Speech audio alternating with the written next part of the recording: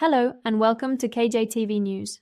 A shocking security lapse has been exposed after an American journalist was accidentally included in a government group chat discussing U.S. military airstrikes against Yemen's Houthi forces.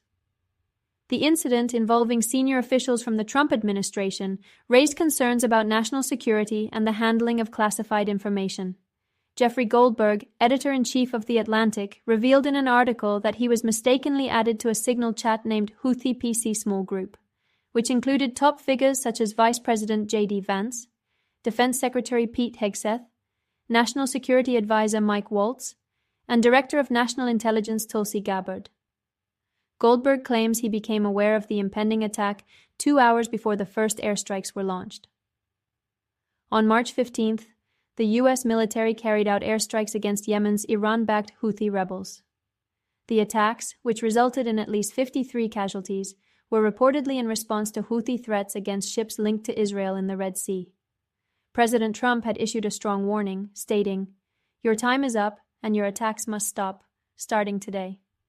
If they don't, hell will rain down upon you like nothing you have ever seen before." Vice President J.D. Vance, however, expressed reservations about the operation in the leaked messages, arguing that it could lead to economic repercussions, including a rise in oil prices, and questioning its alignment with broader U.S. policies on Europe. Defense Secretary Pete Hegseth and National Security Advisor Mike Waltz defended the move, citing the necessity of U.S. intervention to reopen shipping lanes. The messages exchanged in the chat reportedly included references to classified computer systems, regional security coordination, and diplomatic notifications. At one point, an official mentioned that sensitive guidance from the president had been sent to secure high-side inboxes, a term referring to classified U.S. government networks. Additionally, there was debate among officials regarding financial compensation from European nations for U.S. military actions, with some arguing that European allies should contribute more to security efforts. Once Goldberg realized the authenticity of the messages, he left the group and sought comments from officials involved. The National Security Council later confirmed that an unintended number had been added to the chat and stated that a review was underway to prevent future breaches. President Trump denied any knowledge of the situation, dismissing The Atlantic's report and stating, "I know nothing about it. You're telling me about it for the first time."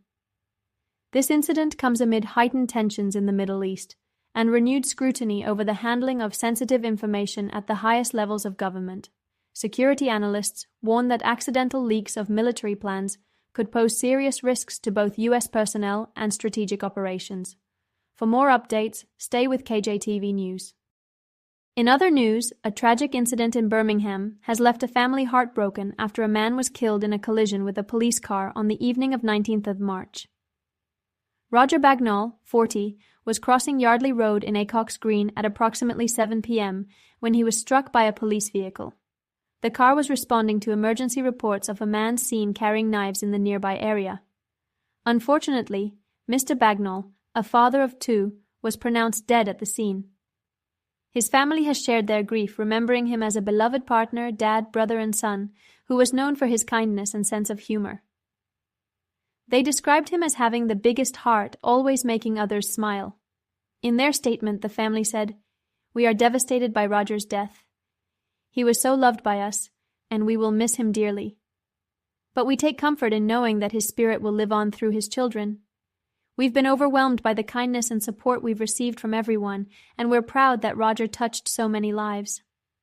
The tragic incident occurred near the junction of Yardley Road and Florence Road in Acox Green. CCTV footage has confirmed that the police car had its sirens and blue lights on when the collision occurred, and it was revealed that Mr. Bagnall was not using a pedestrian crossing or wearing headphones at the time. The Independent Office for Police Conduct, IOPC, is now investigating the circumstances surrounding the tragic event. Derek Campbell, director of the IOPC, extended his condolences to Mr. Bagnall's family and expressed his commitment to conducting a thorough investigation. He stated, "Our thoughts are with Mr. Bagnall's family and friends during this heartbreaking time. We have already met with his family to explain our role, offer support, and outline the next steps in our independent investigation." The IOPC also thanked members of the public who came forward with CCTV footage, which has proven to be invaluable to the investigation. Derek Campbell urged the public not to speculate on the incident, as such actions can cause unnecessary distress for those involved. As the investigation continues, the IOPC will review all actions taken by the officers involved and examine whether those actions followed proper policies and procedures. We'll continue to bring you updates as more details emerge. That's all for now. Stay with us for more on this developing story. Thanks for watching us, and don't forget to subscribe to keep updated.